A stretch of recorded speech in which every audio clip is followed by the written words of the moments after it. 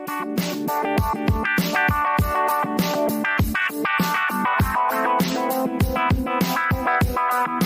again, we welcome you to Moving Forward with Young Voices, and we're very happy to welcome Caleb Franz back to the program. Caleb, great to catch up with you once again. Hey, Brian. It's good to be here. Always good to chat with you. I know some folks are meeting you for the first time, so take just a moment here. Tell us just a little bit about yourself and what you do. Absolutely.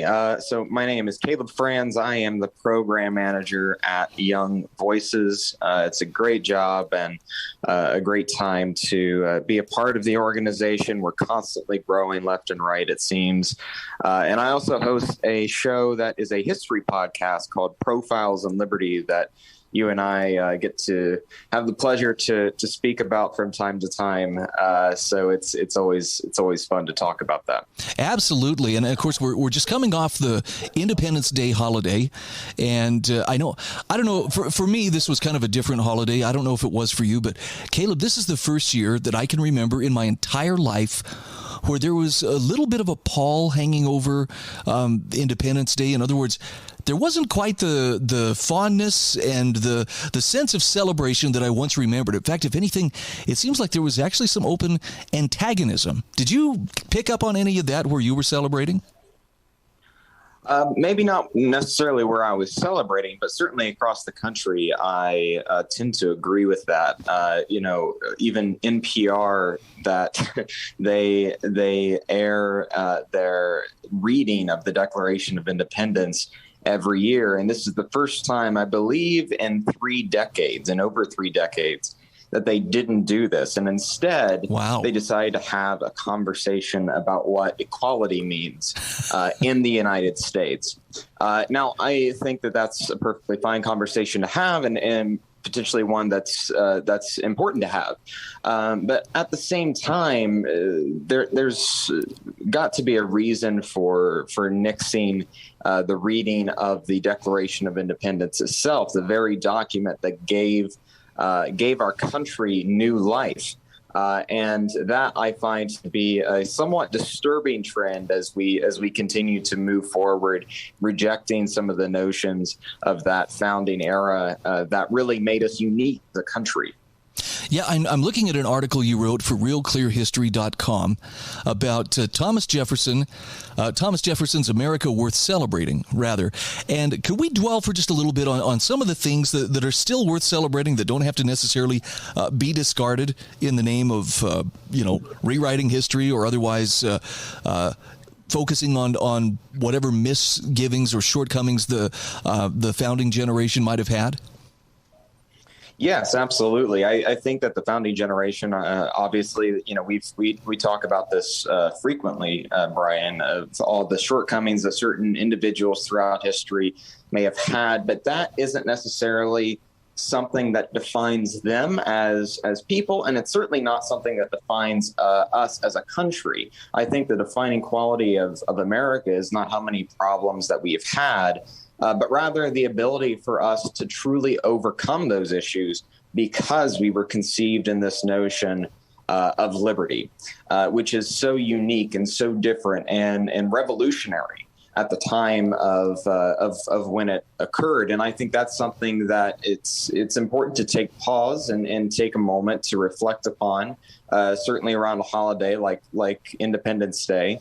And it's certainly not something that we should be rejecting. So I have to ask, is Thomas Jefferson a fair target? I know that there, a couple of years ago we were seeing statues of him taken down, but are there certain things about him that make him a fair target, regardless of how much time has gone by? Yeah, so I think that it's always important to look and evaluate at certain, I guess, heroes and not just simply accept that these people were good just because, especially in our public schooling system in past decades. I don't think it's good to just blindly accept certain things. But I think Thomas Jefferson is someone who really deserves the credibility that we have long given to him. And he is someone who I think that without him, this whole idea, this whole American experiment just would not have worked. And obviously he had a lot of problems that he was aware of and that he dealt with and he tried to wrestle with. But I don't think those issues defined him. I think it was far more the ideas that liberty truly is for everyone. I don't think he was giving lip service to that.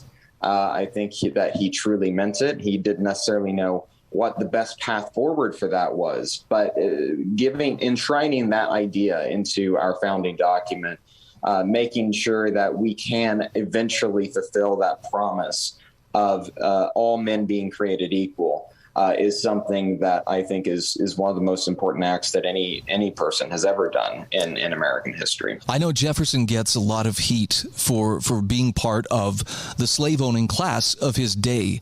And Caleb, it's troubling to me.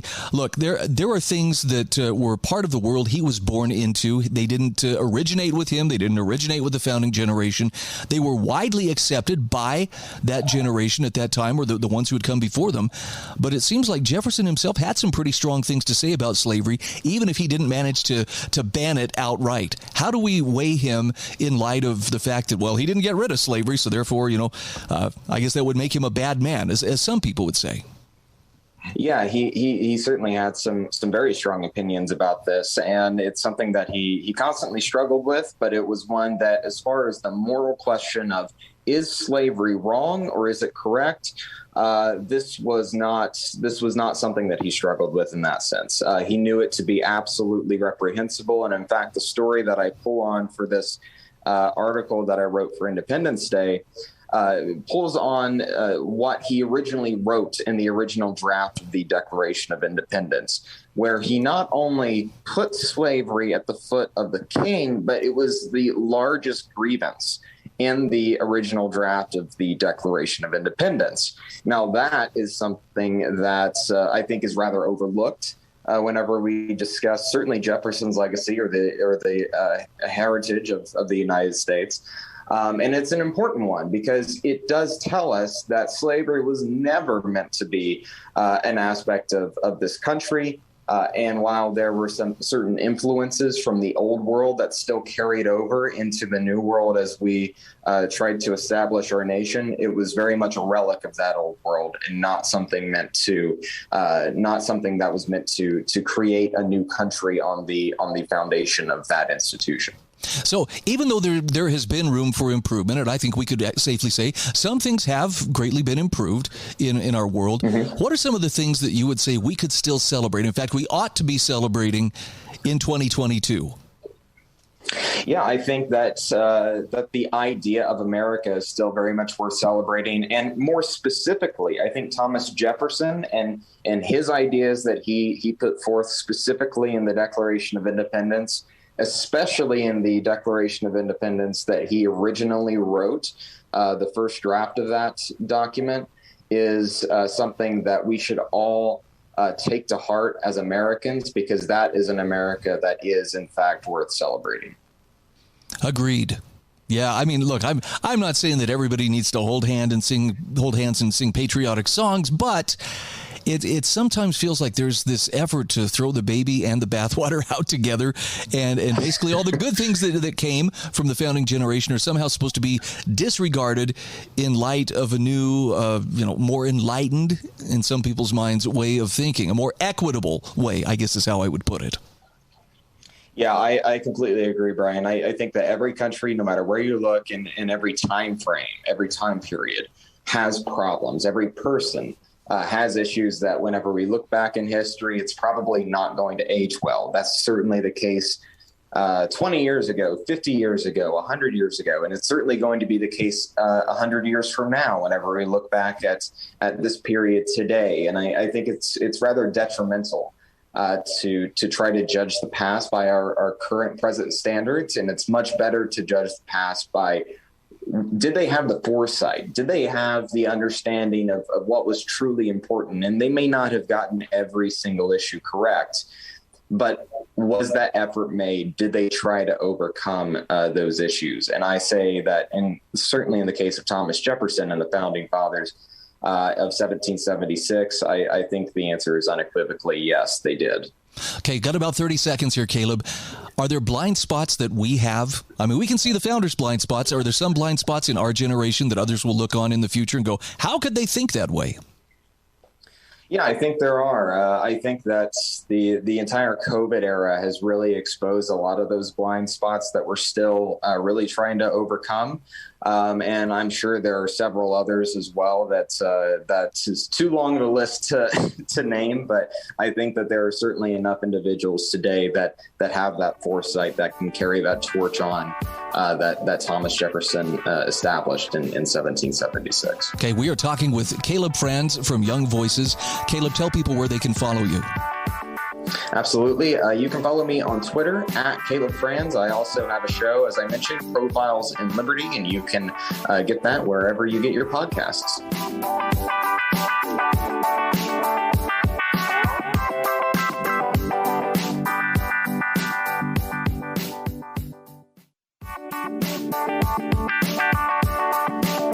Welcome back to Moving Forward with Young Voices. Hey, I'm happy to welcome Cooper Conway back to the show. He is a Young Voices contributor. And Cooper, you've got some pretty promising stuff straight ahead of you, too. Tell us a little bit about what's going on in your life. From Boise State, a little over a month ago now, and I'm headed out to grad school at Pepperdine School of Public Policy, and I'm very, very excited about that and joining the program there. Yeah, well, congratulations, and that's going to be a little bit of a change of pace from Idaho, but I think it ought to be a good one for you. I'm looking at an article you've written for the Detroit News about school choice, and for those who weren't watching very closely, the Supreme Court actually handed down a decision recently that has a pretty dramatic impact on school choice. Tell us about that decision. Yeah, so obviously everyone's talking about the overturning of Roe v. Wade, but there's been some other interesting cases that were decided this year, and one of them was in Carson v. Makin, where the Supreme Court really reaffirmed that states cannot exclude religious schools from private school choice programs after they have created these programs. And it turns out, it's kind of funny, I didn't realize this, a little fun fact for the listeners, is that Maine is the most rural state in the nation in terms of population. You would think it's Alaska, but Alaska, based off population, has most of their people living in Anchorage. Well, Maine has a lot of other people living out in the towns and the countryside. And so this means that for a lot of the school districts in Maine, that they don't actually operate a high school. And so they've enacted a tuition assistance program that helps parents send their kids to pay for public transportation to a school or a private high school as well. It's just that the program thus far hasn't included religious schools, which the Supreme Court said violates the free exercise clause. Interesting. I mean, I got to tell you, honestly, I just learned about this yesterday. Not only the Carson v. Makin case, but also Espinoza versus Montana Department of Revenue. And I hadn't realized that the Supreme Court had said, look, as long as it's the parents making the choice as to where their kids go to school, even if there is, taxpayer money involved in the form of vouchers or education savings account or something, it's okay because it's the parents making the choice, not government. Exactly. If the government stepped in and said, well, we're going to enact this private school choice program, but we're going to force you to go to one certain religious sect or school, that's going to be an issue. But really, the parents are the ones that are making the choice. And so if they wanted to send them to a secular private school, that's okay. But also they have to have the opportunity to be able to go to a Christian or Catholic school as well. So let's talk a little bit about the school choice, because I understand this is an idea that is catching a lot of traction. And when some people hear school choice, they react very negatively. The knee-jerk reaction is, oh, you're trying to undo, the public schools or the government-run schools. Talk to me about the benefit of school choice and how it actually expands opportunities for those students. Yeah, well, I think for a long time, people hear school choice and they automatically hear vouchers, right? Vouchers just meaning that you're buying a spot in a private school, which is true for a lot of cases and actually has a lot of benefits as well. But the real frontier of school choice is what we're seeing in Arizona right now in terms of an education savings account being passed. And so what this means is that the government is allowing a portion of the taxpayer dollars to be used not just on private schooling, but also on any private expense that can be used for children. So this could mean private tutoring or online classes or books and curriculum. And so this creates the most flexibility. But also, while we've seen in 11 of the 17 studies done on students in these private school choice programs that there's positive effects, we've also seen an overwhelming positive effects for public school students' test scores as well in 25 of the 27 studies done.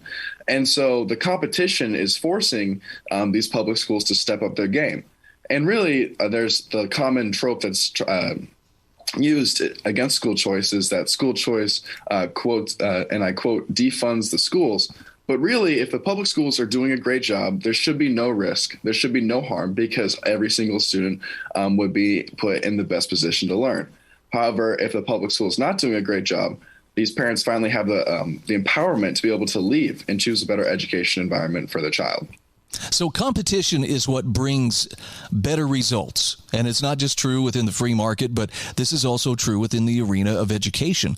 It seems, though, that there are some forces within that education arena that really don't like competition. Who would those forces be? The main force that always comes to my mind has to be the teachers' unions.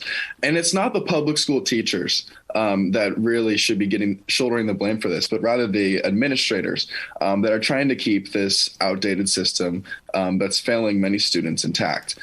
Because when students end up going to public schools, many of the teachers at these public schools are forced to be unionized and have to pay their union dues. While if you go to a private or charter school, these teachers are not unionized and there's not as much money going into the union. And then also when it comes, another opponent would be Democratic politicians because union dues overwhelmingly, like we're talking 99%, support Democratic politicians who are trying to keep this system in place. So are there growing options in light of the understanding that, look, on the one hand, the taxpayers can either fund systems like the monopoly that is the public school system, or they can put that money towards the students and whatever outcome is best for the students. That seems to be the mantra that I'm hearing more of, is fund students rather than systems. Yes, exactly. The idea that the one-size-fits-all public school system is going to work for every single child, I think most people can agree, just doesn't really make sense. Every child is unique and has their own special gifts that we should be trying to ignite and help them find. And this doesn't always mean that the public school system is going to be the best solution to do that. And so for a lot of students, it might be going to access a certain religious education, as we've seen in this case, or also being able to go have small instruction classes with micro schools or outdoor schooling that really provides a little bit of a different approach that might be able to help students who are just not really engaged in the classroom as it is right now. So, yeah, the ESAs, the education savings accounts you mentioned in your article, I'm hearing more and more about this and in a positive light. And I guess what's the difference between the ESA and vouchers, again, for those who may be hearing about it for the first time? Yes. So vouchers, basically you get a lump sum of money, and that money can go directly to pay for a private school. And that's pretty much the end of the use of the vouchers. They're very helpful, but also it's pretty limited in terms of flexibility. While ESAs, you get that lump sum of money. So like in Arizona, for example, it's 90% of the taxpayer funds for the state uses per child. So that's about $7,000. Wow. Now, parents can use, yes, really a significant portion of money. So taxpayers are able to use this to pay for not only private school tuition if they want, but also books and curriculum resources. Homeschooling parents are able to use this, and then they can also use it for online classes. And even in some ESA cases, if you're able to roll over some of the money, you can pay for higher education in the long term. Interesting. By the way, the first case you mentioned, the recent decision, Carson V. Makin from the Supreme Court, my understanding is that in Maine, because of that program, those parents who are looking for an alternative for their kids aren't just limited to, well, whatever you can find within the state, but they can actually look for schools that are, around the country, or if necessary, even out of the country, if that's what best fits their child's, educational needs. Interesting. I think that really should be, I hadn't heard that, to be quite honest with you, but I think that should be something that should be looked at is how can we get the most high quality options to students? And because what might be a high quality option for one student may not be a high quality option for the other. And so having these choices is really important. Yeah, and again, the question comes back to, look, are parents duty bound to support a monopoly for the public school system, or should they be able to make the choices they want to make that best reflect what their child's education requires? Once people can get their minds around that, it seems like that flexibility is a lot easier to accept, other than you're just trying to defund the public schools. Tell us where people can follow you on social media. Where can they find you, Cooper? Yep. They can follow me at Cooper Conway 1 on Twitter, and then they can also find all of my work on the Young Voices page with my headshot, Cooper Conway. Okay, Cooper, great to catch up with you. Have a great rest of your summer, and I hope we talk again soon. Thank you. I look forward to it.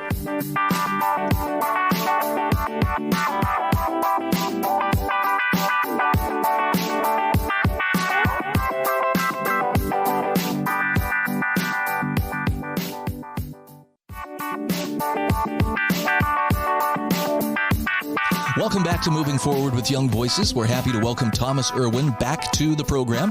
He is a Young Voices contributor. And Thomas, let's have you tell our audience just a little bit about yourself for the sake of those meeting you for the first time.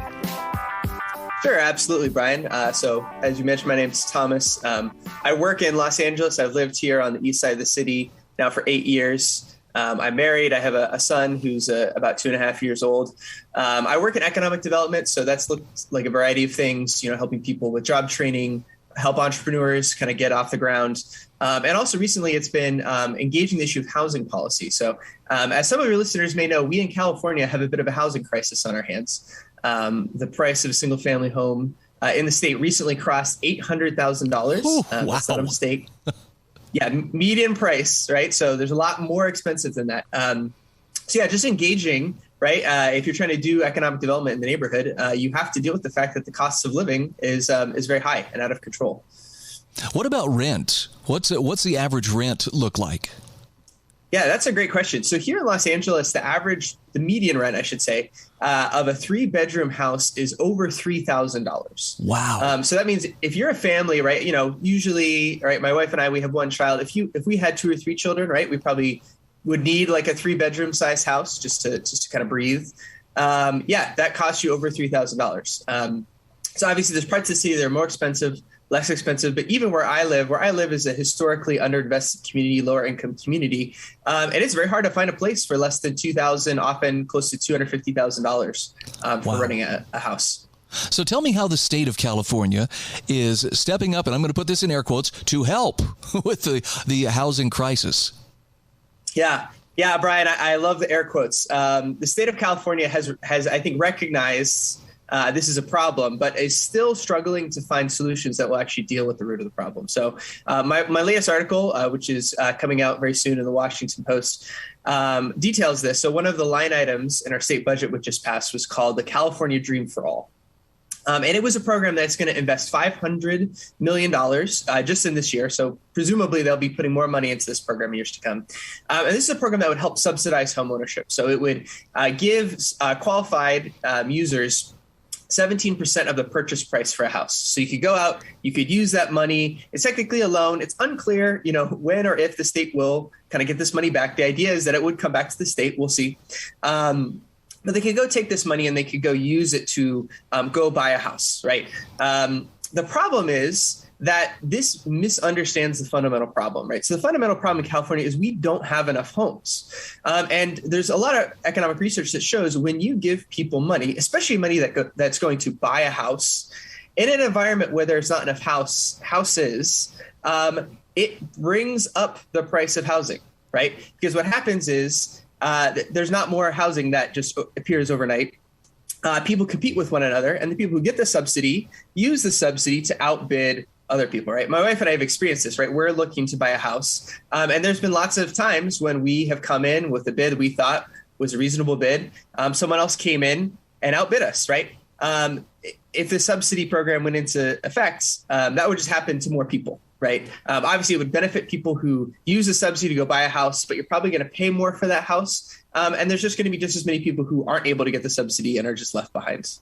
So for the privileged few, hey, that's going to work out great, but it does nothing to increase the supply. And I think the last time we talked, Thomas, you were pointing out it's a supply problem. And the real issue is how can we build more housing as opposed to, what can government do to control the prices or, in this case, throw money people's way to help them make a purchase? Yeah, that's exactly it, Brian. And I think this is a really important point because this is not just a California problem, right? This is a broader thing that you see in a lot of policy areas right now. 95% of land in Los Angeles, you're only allowed to build a single family house.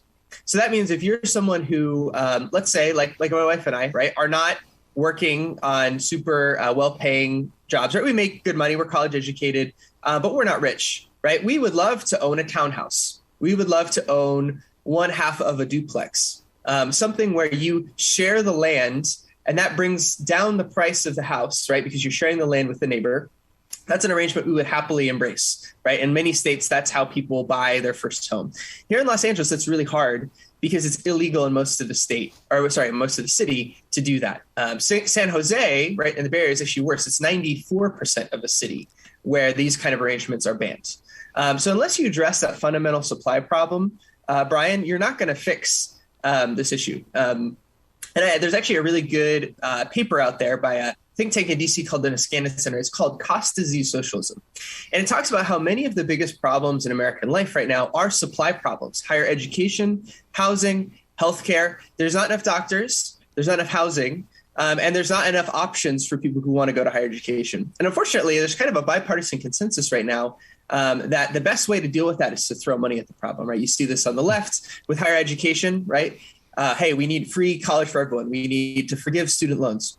You see this on the right with like the gas tax holiday that's being proposed by a lot of people right now. Hey, there's a supply shortage of gas. People's idea for solving that problem is, hey, let's subsidize gas by not taxing it, right? Well, guess what? That's just going to drive up the price of gas because there's still going to be a limited supply and consumers are going to compete with another for that limited supply.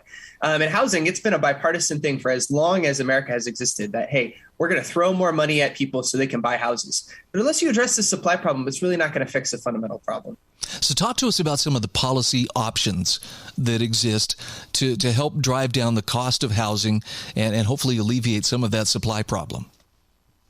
Yeah, so the good news, Brian, is there are policy options that are proven to do this. Last time I was on air, I mentioned the idea of removing parking minimums, right? Yep. So I know parking minimums can be a controversial thing, but it is proven. Cities like Minneapolis that have dropped parking minimums. Minneapolis this year actually saw its rents go down for the first time in a long time. And there's been a recent work done around that. One of the big reasons for that is they dropped parking minimums across the city. They made it possible to build new housing. And if the people who wanted to buy that housing or wanted to rent that housing didn't want parking, the developer is not forced by the state to do that. So here in California, we have a bill, the state legislature, that would drop parking minimums in high transit cities like Los Angeles throughout the state. There's another bill that I think would be excellent that would allow housing in commercial zones. So something you're seeing right now is with remote work, less people are going into the office. You have a lot of offices in downtown Los Angeles that are underutilized. Developers are legally barred from turning those buildings into housing. That really doesn't make sense with COVID, right? We've seen permanent changes to how we work. We should allow developers to be flexible with how they treat their properties and adapt to those changes, right? By creating the housing we need and less office space that we just don't need as much. Can you help me understand why was that prohibition on residential accommodations in commercial areas ever put in place in the first place? I'm sure there's a simple explanation, but it seems like with a problem like this, it's an explanation that may have done its good and should be discarded. Yeah, no, that's a great point. So Brian, to understand that, there have been whole books written on the topic of zoning, right? And the origins of zoning. In most people's estimation, right, the reason we have zoning, so separating out commercial buildings from residential buildings, is this idea that we want to keep residents away from what might be called noxious or toxic uses, right? We don't want a smelting plant in the middle of a neighborhood or next to a kindergarten. We don't want someone who's fixing cars, right, in the middle of a neighborhood. That's happened sometimes, and it's unpleasant for their neighbors. So in theory, right, we have these zoning prohibitions that say, hey, you have to have commercial office space over here, and you have to have housing over here to prevent those kind of situations. That's the theory. In practice, zoning is a great tool for socioeconomic exclusion, and it's a great tool for people to stop economic development. There's a great book that recently came out by a fellow Young Voices contributor named Nolan Gray. It's called Arbitrary Lines. I would highly recommend it. I'm reading through it right now. And in it, he talks about how actually in California, the city of Berkeley was one of the first cities to come up with the idea of single family zoning. And they actually did it partially because the people wanted to be able to exclude Chinese laundromats from residential areas. He also points to the city of New York, where you had department stores that didn't want lower income clientele. At that time, it was mostly Jewish workers who worked in garment factories in New York City. They didn't want them coming into their high-end retail stores and scaring off higher income customers. So it was this idea of we can actually use zoning to perpetuate these kind of socioeconomic exclusion. And it's something that cities across the United States have embraced. Some of that's been federal government guidance. This goes back to the 20s. There was guidance that said, hey, it's really important for all cities in America to get zoning. We're going to tie this to certain dollars coming from the federal government. But it's really wreaked havoc on our cities. And when you look at the issue of housing, you really can't solve the problem by subsidizing home ownership. You can solve the problem by starting to roll back some of these zoning regulations that have been really misguided and really misapplied in a lot of places. So instead of just treating the symptoms, get to the root causes. Thomas, tell everybody where they can follow you on social media, where they can follow your writings as well. Yeah, so my article is coming out in the Washington Post hopefully in the next few days. You can follow me on Twitter. I'm at Coach Thomas LA. You can also follow me on Substack. I repost my op-eds there, and as well as some of my other thoughts. That's the Pontification, thomaspontifications.substack.com. So I'd love to have you all follow me, and thank you, Brian, for having me on.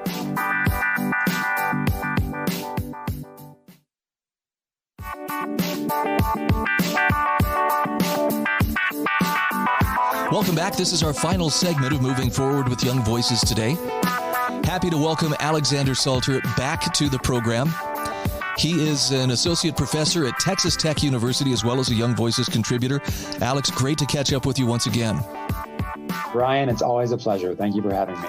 I know you've been a busy guy here lately. It probably has something to do with the fact that more and more people are starting to realize that inflation is a reality. In fact, I think it's a reality that all of us are experiencing at some level. Before we get going too far here, let's talk a little bit about what inflation is, maybe like kind of a baseline definition, and then we can talk about a letter to the editor that you sent to the Wall Street Journal about how Biden could have tried to ward off inflation. Sounds good. So as a general definition of inflation, most economists are content to just state it's an increase in percentage terms in all the economy's prices. So it's important that all prices have to be going up at once. Now, obviously, not all prices are going to go up at the same rate, but we're very careful to distinguish inflation from specific price changes for specific goods and services. So look at the automobile industry. If the price of cars is going up, but other goods and services aren't getting more expensive, that's not inflation. That's the change in our relative price of some specific good or service. For inflation, which really means the depreciation and the purchasing power of the monetary unit, the dollar in our case, it should be that everything is getting more expensive. And so we have multiple ways of measuring this. We pay attention to various price indices that track a basket or collection of goods and services over time. You're probably familiar with the Consumer Price Index. That's the most popular one. Another important one that tracks consumers' prices is called the Personal Consumption Expenditures Index. That one's important because that's what the Federal Reserve is actually paying attention to. That's the price index that the Fed targets in terms of determining its monetary policies. So that's going to be one that's particularly policy relevant. Okay, you are the guy to ask for these kinds of questions too. Now let's talk about some of the talk we hear about. When the economy's good, I notice most politicians, especially presidents, love to take credit for look how good the economy's doing. I did that. When things are going not so good, such as we're seeing right now, it has to be something else. I think we blamed Putin and even the gas station owners, I think, kind of caught some shade over the weekend. Talk to me about what the president could have done to try to ward off inflation. Well, in general, we definitely blame presidents too much when the economy is not doing well and give them too much credit when it actually is healthy. That's sort of a national habit of ours, and it would be good if we would sort of break ourselves of that habit to the extent that we can. That being said, I think given the current extraordinary circumstances and the rather unusual policies of the last couple of years, the inflation buck really does stop on President Biden's desk. He's not the only one responsible, but I think he has done some things that really contributed to pricing pressures and made them worse than they otherwise would be. Obviously, he signed a very big coronavirus relief package into law long after there was any economic turmoil that needed combating. By itself, government spending isn't really enough to drive up inflation. That just sort of means that Uncle Sam is taking a larger slice of the economic pie. That just means there's less pie for everybody else. In this case, though, because all that new deficit government spending was, again, debt financed, and the central bank, the Federal Reserve, was engaged in an aggressive bond buying program because they were still stimulating the economy for too long after things recovered, loose fiscal policy really opened the door for loose monetary policy. And in conjunction, the two of them really did contribute to this excess demand problem that we have right now, which is one of the reasons why we're seeing the dollar lose its purchasing power so quickly at the fastest rate in 40 years. So it's not appropriate, I think, to say that President Biden is solely responsible or even uniquely responsible. But among the players who bear blame for the fact that workers are losing purchasing power of their wages, for the fact that asset values are not doing so great right now, yeah, the president does deserve some blame for that. And I think that we do need to be clear about that. What are some of the specific policies that he or any other president, for that matter, could look to as a way to ease what we're seeing right now in terms of depreciation of the purchasing power of the dollar? If you want to tackle inflation, there's really two sides of the economy you got to work on. The more familiar one is the demand side, which really has to do with the total amount of liquidity, purchasing power in the economy. Normally, that's up to the central bank, but again, excessively accommodative debt conditions can make it easier for the central bank to engage in money mischief, right? The central bank usually conducts monetary policy by buying and selling assets. One of their favorite assets is government bonds. They might feel compelled or pressured by politicians to help accommodate the debt market to make borrowing and spending easier. I think some of that is what we've seen going on. So the central bank deserves blame too, but they got some wiggle room to run because of what President Biden did in terms of spending unnecessarily large amounts of money. So he could have signed that. He could have not signed that big old spending bill into law that he's justly deserving some blame for. There's also the supply side. And here it comes down to loosening regulatory constraints. We know that the president has made domestic energy production a lot harder since he got into office, and energy prices are one of the things that we've seen increase markedly over the past couple of years. Yes, the war in Ukraine matters a lot. Yes, lingering supply chain bottlenecks from the pandemic also matter. But in the last decade, we've seen America go from being the single largest energy importer in the world to being almost, quote unquote, self-sufficient in energy, in the sense that when we had those technological improvements in refining and extracting shale oil, that was a huge energy boom for this country, right? That really changed the energy circumstances we find ourselves in. And the various policies that the president has engaged in unilaterally, right? This is all stuff that he's doing through executive orders, has made refining and producing oil much harder in this country. So much so that a lot of refineries they're working overtime, right? But they're not investing in any new capacity. And when you ask them why, they say because we don't think it's going to be a profitable investment. Based on the things that this administration are doing, we expect that we're just going to get all of our profits regulated out of existence. And it's completely unreasonable to expect producers to make significant capital investments if they don't think that they're actually going to see a return on that investment. So when it comes to expanding demand too fast and constricting supply, those are two things that the president did that he should not have done.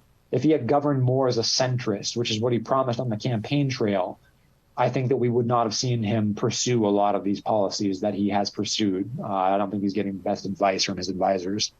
Now, you point out in your letter to the editor in the Wall Street Journal that there's still time. He could make a legacy-saving pivot.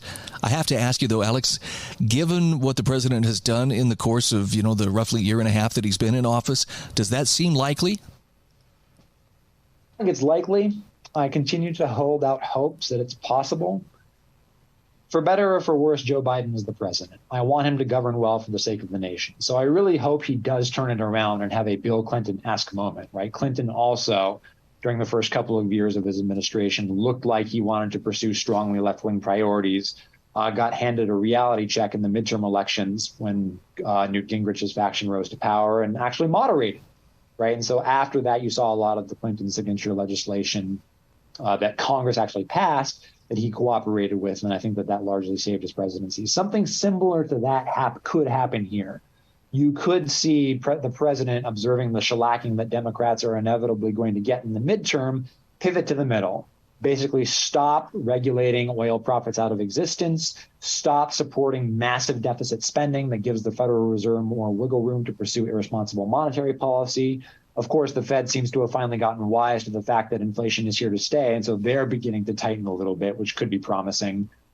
Again, it really all depends on whether the president has the discipline to actually govern in the way that he promised on the campaign trail. At least for his first 18 months, he seems like he's willing to give the left-wing faction of his own party free rein to pursue their policy agenda. And that's just not the Joe Biden who spent the last 50 years in public life. I think that we had a right to expect a very different policy agenda, and I think that we should hope for that now. Okay, we've got about a minute left here, Alex. Talk to me about what you see as far as the economy. I hear a lot of people saying tougher or at least tighter, economic times are coming. Do you see that long term? Is it going to be short term? What does it look like from your vantage point? I think inflation is going to be elevated for a while longer, and I think it's going to continue to outpace wage gains. So that's something that workers are obviously not going to be overly fond about. But you know what? When you look at the fundamental features of labor markets, they actually look okay. Unemployment is not going up very much. Right? We still have near record low unemployment. And so this is occurring while asset markets are frankly not doing so well. So we have like a bunch of contrary indicators here. Usually you would expect if there are actual fears of a recession coming along, and a lot of commentators say there are, based on what they anticipate to happen to quarter two GDP. When you expect recessionary pressures to manifest in the economy, you expect unemployment to go up. And just so far, we're not seeing significant rises in joblessness. So back in the 1970s and the 1980s, it was common to worry about the misery index, right, which is the sum total of the inflation rate and the unemployment rate. And inflation's still pretty bad right now. Again, we're at 40-year highs, but unemployment looks okay, actually. So we might be in for some lean times, but I'm not convinced that we're going to have a true recession, or even if we do, if it's going to look anything like the painful recessions of yesteryear. Okay, once again, we're talking with Associate Professor Alexander Salter from Texas Tech University. He's also a Young Voices contributor. Alex, always love to catch up with you. Thanks so much for your time. Thanks, Brian. It was fun.